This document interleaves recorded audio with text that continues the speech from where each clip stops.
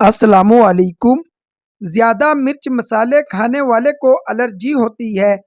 دونوں ہاتھوں کے ناخنوں کو آپس میں رگڑنے سے ٹینشن دور ہو جاتی ہے۔ لال لوبیا شوگر کے مریضوں کے لیے دوا کا کام کرتا ہے۔ جس گھر میں بطخ بچے دے تو سمجھ جاؤ اس گھر میں چوہے کبھی نہیں آئیں گے۔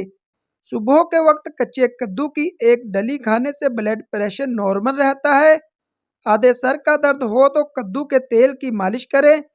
پیلے رنگ کے کپڑے پہننے سے گھر میں مکھیاں زیادہ آتی ہیں۔ ادرک کے ابلے پانی کی بھاپ چہرے پر لینے سے چہرہ جوان ہو جاتا ہے۔ کم سنائی دیتا ہے تو رات کو کان میں انگلی پر ناریل کا تیل لگا کر پھیرو، زیادہ سنائی دینے لگے گا۔ ایک تحقیق کے مطابق اگر آپ سوچتے سوچتے سو جائیں گے تو دوران نیند بھی آپ کا دماغ ایکٹیو رہتا ہے اور صبح آپ جاگتے ہیں تو تھکاوٹ محسوس کرتے ہیں۔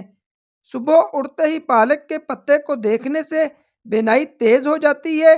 بکری کا دودھ پینے سے بال لمبے ہوتے ہیں۔ سبز مرچیں کچی کھانے سے نظر تیز ہوتی ہے۔ زیادہ گرم کھانا کھانے سے دل کی بیماریاں جنم لیتی ہیں۔ رات کے وقت 3 بادام کھا کر سونے سے چہرے کی جلد چمکدار اور صاف رہتی ہے۔ گرم پانی پینے سے دانت مضبوط ہوتے ہیں۔ کچے انڈے کی زردی پر شہد لگا کر کھانے سے دل کی بیماری ختم ہو جاتی ہے۔ جامن کے پتے چبانے سے الرجی ختم ہو جاتی ہے۔ اگر کسی وجہ سے زخم ہو جائے اور خون بہت زیادہ بہہ رہا ہو تو زخم والی جگہ پر برف کا ٹکڑا رکھنے سے خون بہنا بند ہو جاتا ہے۔ ہفتے میں 3 سے 4 بار واک کرنے سے انسان کی یادداشت تیز ہوتی ہے۔ صبح کے وقت کچی گاجر کھانے سے سبق جلدی یاد ہوتا ہے۔ مکھن کے ساتھ ادرک کھانے سے بلغم ختم ہوتی ہے۔ پاؤں کے تلووں پر انڈے کی سفیدی کا لیپ کرنے سے جلن ختم ہو جاتی ہے۔ اونٹنی کی چربی کھانے سے مردانہ کمزوری دور ہو جاتی ہے۔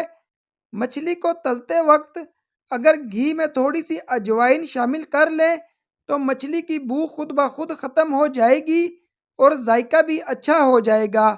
کسی تقریب میں جانا ہو اور منہ سے بدبو آتی ہو تو تھوڑی سی سونف وقفے وقفے سے چباتے رہیں، اس طرح منہ سے بدبو نہیں آئے گی۔ پالک کے پتوں کی چٹنی بنا کر کھانے سے یرقان کی بیماری دور ہوتی ہے۔ آج کی سنہری باتیں: 3 چیزیں انسان کو برباد کر دیتی ہیں: زیادہ نیند، غصہ، کام ٹالنے کی عادت۔ غیر ضروری بحث سے اجتناب کیجیے، یہ ہم سے ہمارا قریبی دوست بھی جدا کروا سکتی ہے۔ جتنا خاموش رہو گے اتنا پریشانیوں مصیبتوں سے محفوظ رہو گے اور خود کو سن سکو گے۔ آج کے دور میں اپنے دکھ سے اتنا دکھی نہیں ہوتا انسان جتنا دوسرے کے سکھ سے ہوتا ہے۔